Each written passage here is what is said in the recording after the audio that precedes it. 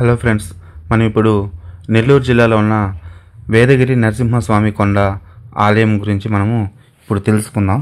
వాటి చరిత్ర గురించి మీకు చెప్తాను. శ్రీ వేదగిరి లక్ష్మీ నరసింహస్వామి ఆలయం కొండ భారతదేశంలోని ఆంధ్రప్రదేశ్ రాష్ట్రంలో నెల్లూరు జిల్లాలో ఉంది. ఇక్కడ నరసింహస్వామి కొండలో ఉన్న దేవతను చెంచు లక్ష్మి అని పిలుస్తారు. వేదగిరి లక్ష్మీ నరసింహస్వామి ఆలయం నెల్లూరు నుండి 15 కిలోమీటర్ల దూరంలో పెన్నా నది ఒడ్డున ఒక చిన్న కొండపై నిర్మించబడింది. వేదగిరి లక్ష్మీ నరసింహస్వామి ఆలయం యొక్క నివాసం వేదగిరి కొండల యొక్క పచ్చని ప్రకృతి సిద్ధమైన అడవిలో ఉన్నది. నరసింహ కొండపైన ఉన్న ఆలయానికి వాహనాలు చేరుకోవడానికి వీలుగా కూడా మనకి ఘాట్ రోడ్డు కూడా నిర్మించారు. ఇక్కడ దగ్గరలో జొన్నవాడ దేవాలయం కూడా ఉంది. ఈ రెండు దేవాలయాల మధ్య దూరం కేవలం 4 కిలోమీటర్ల దూరమే ఉంది. ఈ కొండ నుంచి జొన్నవాడకి మనము 10 నిమిషాల్లో చేరవచ్చు. అందువల్ల మనం నెల్లూరు జిల్లా ఈ రెండు దేవాలయాన్ని కూడా ఒకేసారి సందర్శించవచ్చు అని మనం తెలుస్తుంది. వేదగిరి అడవుల్లోకి ప్రవేశించగానే గాలి గోపురం సందర్శకులకు కనిపిస్తుంది. వీటి స్థల పురాణం గురించి చెప్పాలంటే ఈ నరసింహకొండ పైన సప్త ఋషులు యజ్ఞం చేశారని బ్రహ్మాండ పురాణం చెప్తుంది. నెక్స్ట్ ఈ ఆలయాన్ని మొదట గొప్ప ఋషి స్థాపించారని కొంతమంది నమ్ముతారు. మరియు శ్రీ వెంకటేశ్వరుడు ఈ కొండపై తన పాదాన్ని మోపాడని మరియు గొప్ప ఋషులు ఈ కొండపై యజ్ఞాలు మరియు ఆధ్యాత్మిక ఆధారాలు నిర్వహించారని కూడా ఇక్కడ ఉండే భక్తులు నమ్ముతారు. ఇంకొక విషయం ఏంటంటే ఇక్కడ అశ్వత్థామ గుహలు అనే గుహలు ఉన్నాయి. మహాభారత యుద్ధభూమిలో ద్రౌపది కుమారులను చంపినందుకు అశ్వత్థామను శ్రీకృష్ణుడు శపించారని చెబుతారు. పాప విముక్తి పొందడానికి అశ్వత్థామ ఈ గుహల్లో అమరుడుగా నివసిస్తున్నాడని మరియు తపస్సు చేస్తున్నాడని కూడా నమ్ముతారు. ఈ అశ్వత్థామ గురించి మన కల్కి సినిమాలో కూడా మనకి ఒక క్లారిటీగా చెప్పారు. అశ్వత్థామ ఇక్కడ ఉన్నాడని ఇక్కడ భక్తులు అయితే నమ్ముతూ ఉంటారు. ఇక్కడ శిలాశాసన ప్రకారం చూస్తే ఈ ఆలయాన్ని 9వ శతాబ్దంలో పల్లవరాజు నరసింహవర్మ నిర్మించాడు. పెన్నా నది ఒడ్డున కశ్యప మహర్షి ఈ ఆలయాన్ని స్థాపించారని కూడా నమ్ముతూ ఉంటారు. ఇవన్నీ స్థల పురాణం అయితే చెప్తుంటారు. ఈ విషయాలన్నీ అక్కడ మనకి ఒక పండితుడు ఉంటే మనం కనుక్కోవడం జరిగింది.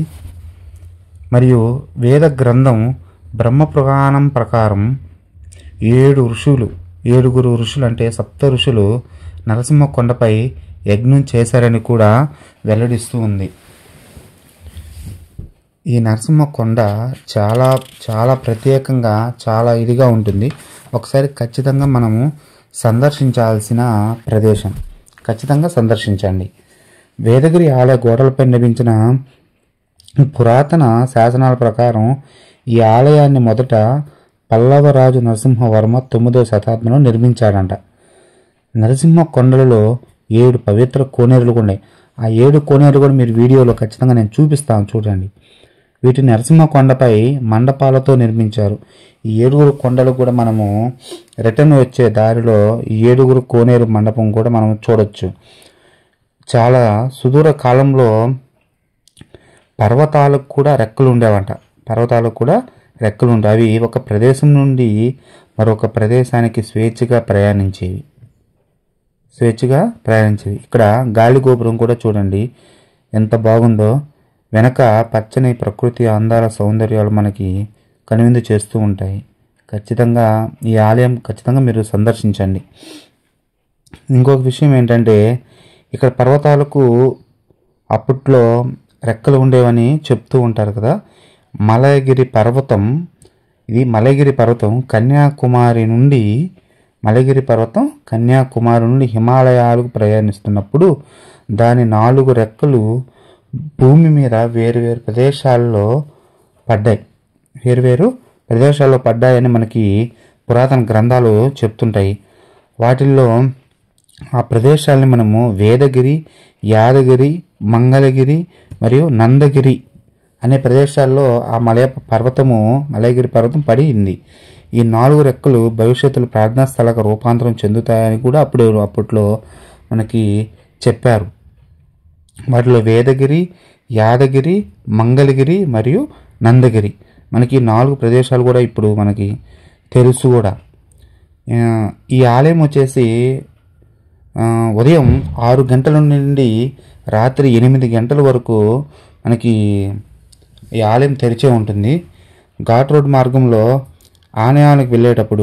ఆలయాలకి చూడండి వెళ్ళేటప్పుడు చాలా విగ్రహాలు భక్తులను కనువిందు చేస్తూ ఉంటాయి. మీకు స్టార్టింగ్లో చూపించాను, చాలా విగ్రహాలు కనువిందు చేస్తూ ఉంటాయి. చూడండి, ఇంతకుముందు మీకు చెప్పాను కదా 7 కోనేరులు పోయే దారి అని చెప్పి.